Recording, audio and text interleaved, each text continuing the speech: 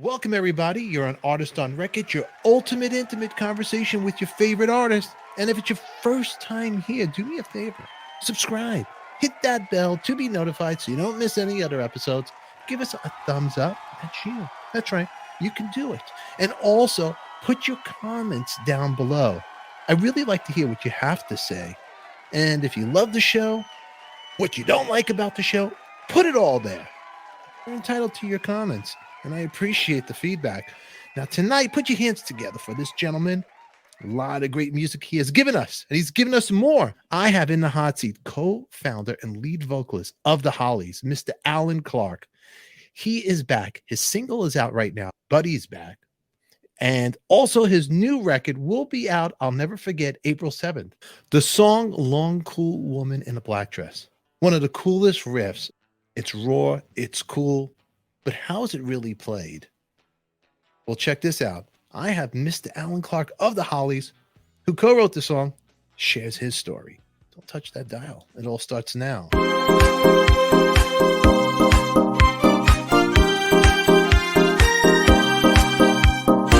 friend of mine covered one of your songs, and you might know him. And it was Long Cool Woman in a Black Dress. He had a band, Slim Jim Phantom of the Stray Cats. He had a band with Earl Slick, and they covered Long Cool Woman in a Black Dress on their record.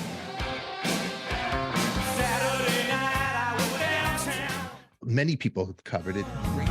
Working for the FBI, sitting in a nest of bad men, whiskey bottles piling high, cruising and bruising on the west side, people doing wrong. Just about to call up to be my chick when I love that's all I sing a song.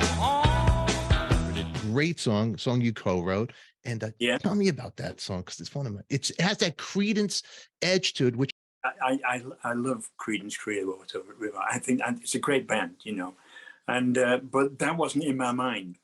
What was there's a guy called Roger Cook, you know Roger Cook, with Blue. Yeah.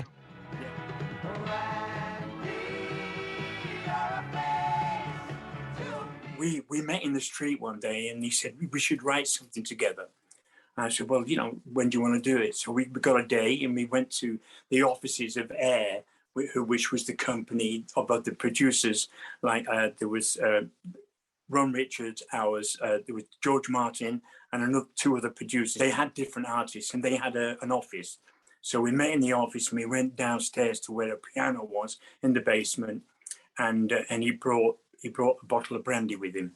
So I thought, I took my guitar. He used to use a ukulele to write songs on. I said, well, where do we start?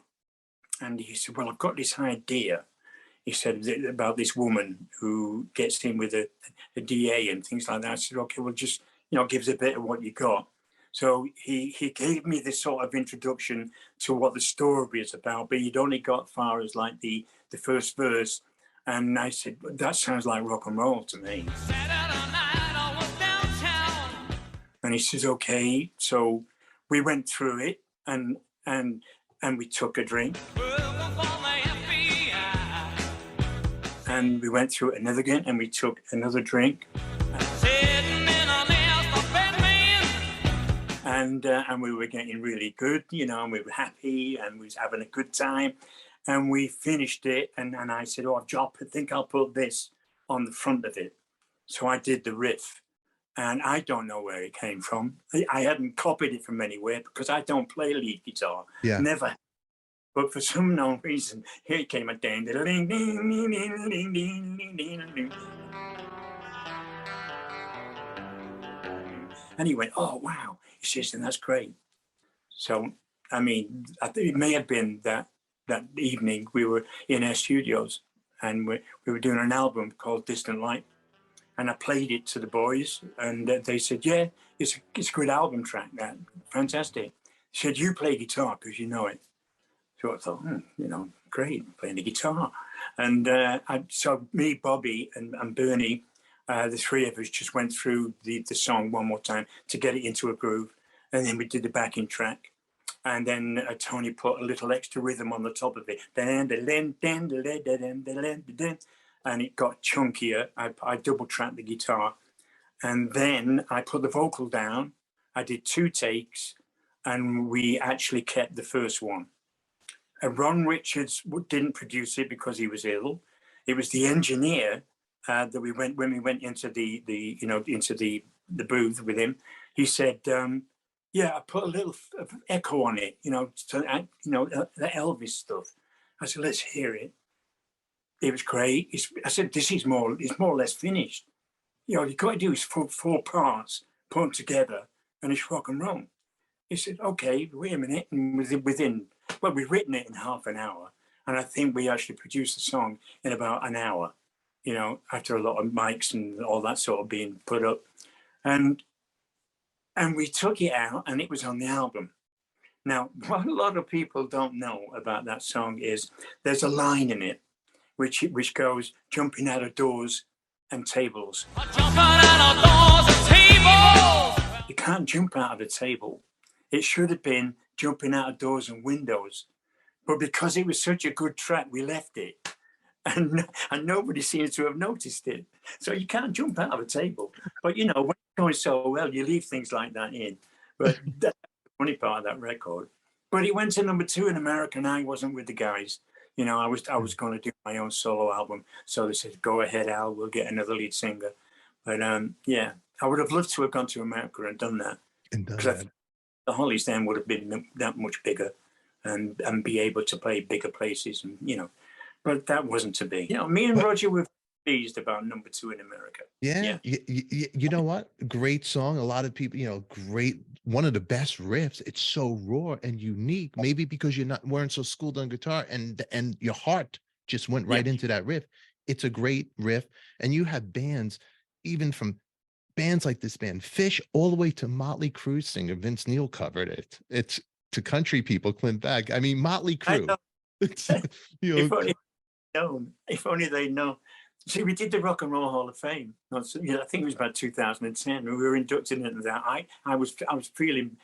I'd left the Hollies about 10 years, and I'd never sung. But Graham said, "You got to come over and do it because Tony and Bobby are not coming." I thought, well, I thought you just sent a statue, and I put it on my mantelpiece. He said, "No, you have to come and you have to perform." Of course, my vocal cords had given up.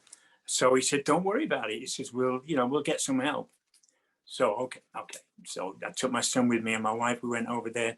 We walked into the studio, and it was at the Waldorf on the 3rd floor as a ballroom, and with stage. And there was Paul Schaefer and his great band. And I walked in, and everybody clapped and said, "Hey, Allan Clarke," and I felt really proud, And I got on stage, and I said, "Well, what we're doing?" He said, "Who?" I said, "Who are these guys?" And he said, "Well, I'd like to introduce you to Adam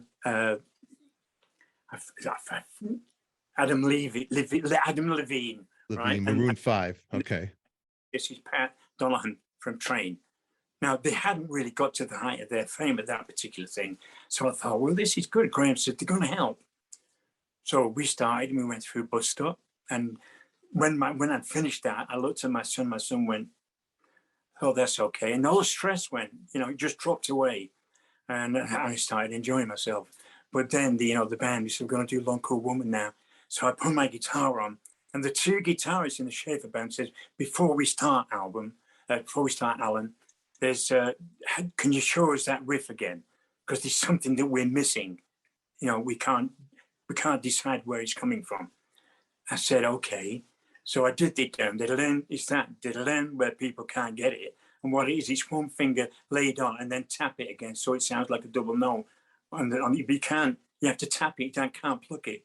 And they went, "Oh, that's it." I said, "Now you think it's easy, don't you?" Some rock and roll. Here we go.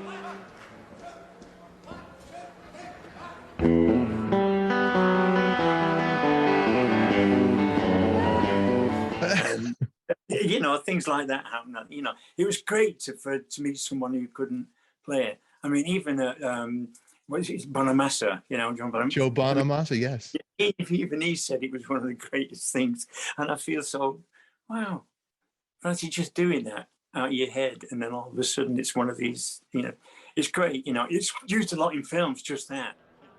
If you'd found it, you'd be home by now. You could have kept it a secret, like almost like Carly Simon won't tell who You're So Vain's written about. You could have kept the liquor secret. I'm not telling nobody the secret. I'm so honest, you know. I No, I know. they're funny parts in life, you know. That was Mr. Allan Clarke. And if you want to see more of this episode, unedited, uncut, please check out our all access VIP backstage pass in Patreon. A lot of fun, a lot of laughs. But until then, everybody, it is only rock and roll, and we like it. And remember, who loves you, baby? We do. Until then, I'll catch you all later.